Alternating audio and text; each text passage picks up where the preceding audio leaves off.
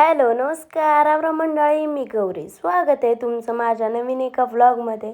तर आज मला थापायच्यात शहरातल्या लोकांना हे साधं काम वाटेल, पण आमच्यासाठी ही रोज जगण्याची एक महत्त्वाची गोष्ट आहे. गौऱ्या थापताना हाताला लागणारा शेणाचा गारवा कितीतरी समाधान देऊन जातो. शेणाच्या गौऱ्या म्हणजे फक्त इंधन नाही, तर आपल्या परंपरेचा एक भाग आहे. जुन्या काळी गॅस नव्हता, वीज नव्हती, तेव्हा ह्याच गौऱ्यांनी चूल पेटायची.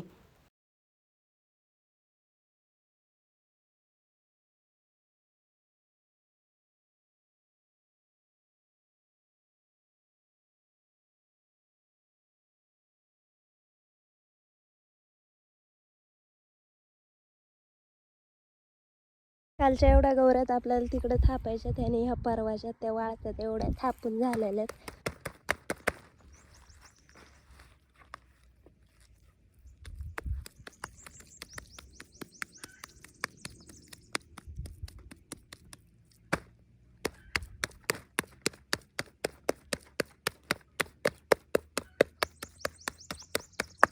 आजकाल सगळंच ऑनलाईन मिळतं. ॲमेझॉनवर गौऱ्यासुद्धा विकायला मिळतात म्हणे.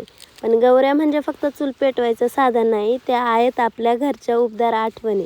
आज गॅस आहे, स्टोव आहे, सोयी आहेत, पण त्या गौऱ्यांच्या धुरातील आपलेपणाचा सुगंध ती मात्र कुठेच मिळत नाही. कारण गौऱ्या फक्त इंधन नाही, त्या आहेत आपल्या मातीतील ओळख, आपल्या संस्कृतीची ऊब. गौऱ्या सुकतील, चूल पेटेल, दिवस पुढे जाईल, पण आजचा हा साधा क्षण आयुष्यभर आठवणीत राहील. आज मी शेणाच्या गौऱ्या थापल्या आणि पुन्हा एकदा माझ्या मातीशी नातं घट्ट केलं. तर अशा प्रकारे आपल्या गौऱ्या थापून झालेल्या. तुमच्या इकडं गौऱ्यांना काय म्हणतात कमेंटमध्ये नक्की सांगा. भेटूयात पुढच्या व्लॉगमध्ये. तोपर्यंत बाय, टेक केअर.